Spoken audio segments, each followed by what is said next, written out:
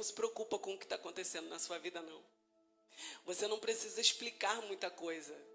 Deixa que Jesus vai falar por você.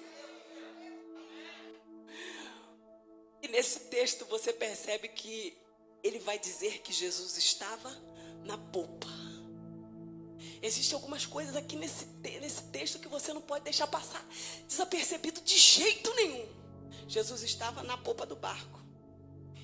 Por que Jesus estava na popa do barco? Porque nas embarcações daquela época, o controle do barco era na traseira do barco. Começa a pensar comigo. E era lá que Jesus estava dormindo. Jesus entra num barco, um barquinho, ou um barco de pequeno porte ou médio porte, não sei. Mas Jesus entra nesse barco e ele vai dormir na popa do barco. E aí você pode parar para pensar comigo algumas coisas, pensamentos meus, tá? É o que a Bíblia está dizendo. Eu estou pensando.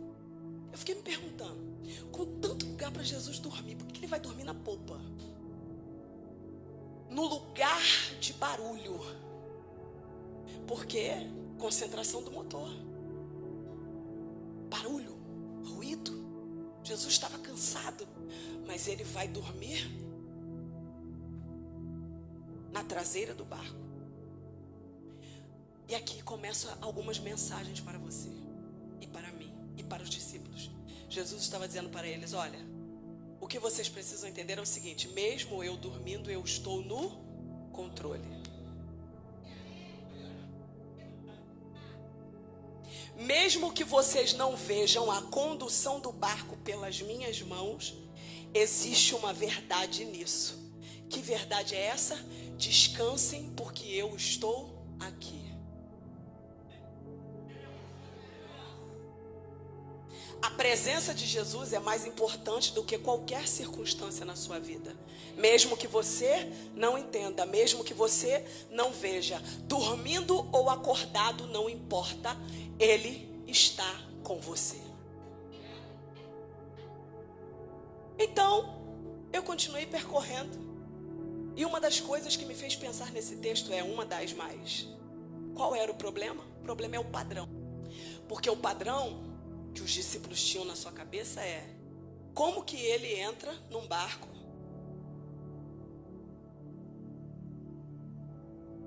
com um travesseiro. Jesus era o cara, né, gente? Olha só. Todo mundo se arruma para entrar no barquinho. Talvez alguns poderiam ter levado toalha, lençol, comida. Jesus entra num barco que não tem cobertura com um travesseiro. Eu fico imaginando um discípulo olhando para o outro falando,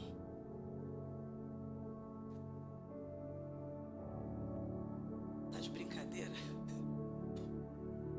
Não é assim? Tem coisa que você começa a indagar, você fica assim. Você recebe uma direção de Deus, aí alguém fala assim, ele poderia ter levado roupa, poderia ter trago um negócio para beliscar, ele poderia ter trago tanta, mas por que ele está entrando num barco que provavelmente vai encharcar esse travesseiro? Por que ele está entrando com um travesseiro no barco? Passa, bota o travesseiro no lugar do barulho, ó. Mais outra lição, pega o travesseiro e joga no lugar do barulho, bota a cabeça e dorme.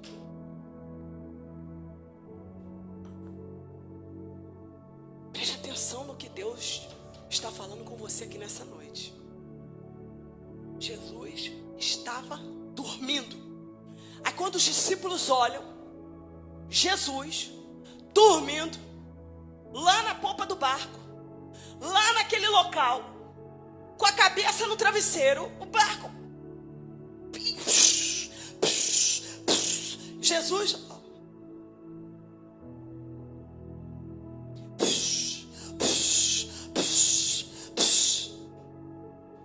O que eles fazem? Eu acredito que eles pensam, eu não acredito. Num momento desse, numa situação dessa de tempestade, como é que ele pode dormir?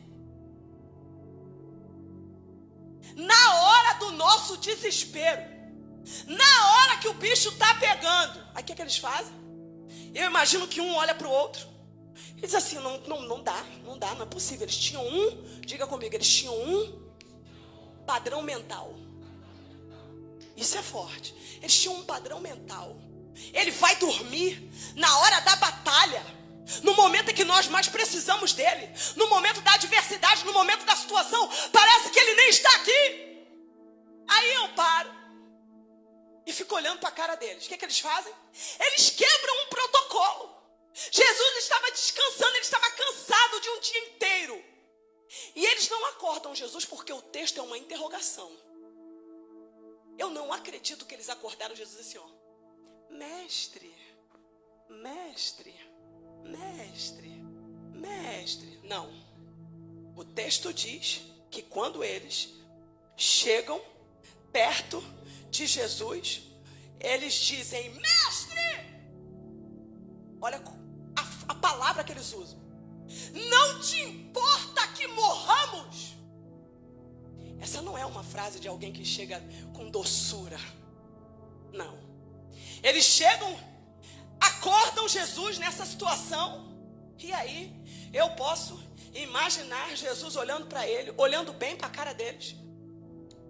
E pensando, eu não consigo imaginar como vocês podem pensar que a minha presença não é o suficiente aqui com vocês.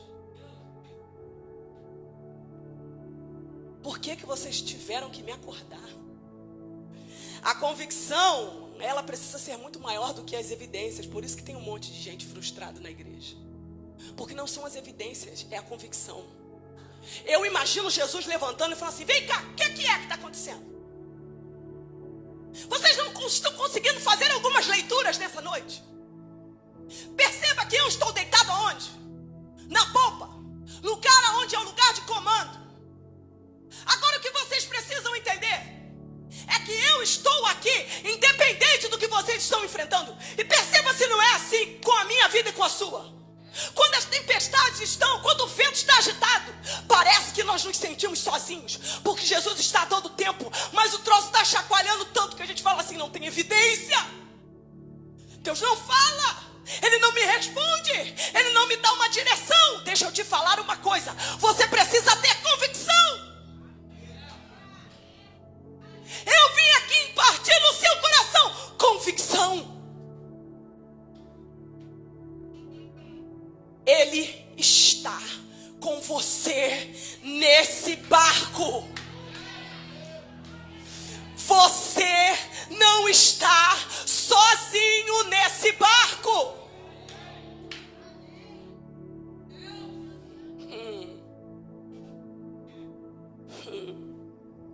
Escute o que eu vou te dizer.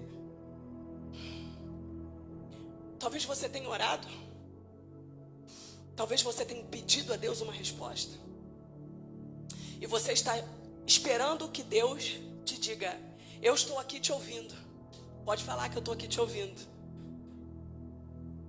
Quando na verdade, Jesus está querendo que você entenda o seguinte. Ei, não importa se você está tendo a oportunidade de me ouvir de forma audivelmente, ou que de fato eu não esteja te respondendo de forma audível. O que você precisa entender é que eu estou com você. Então, você precisa entender o seguinte.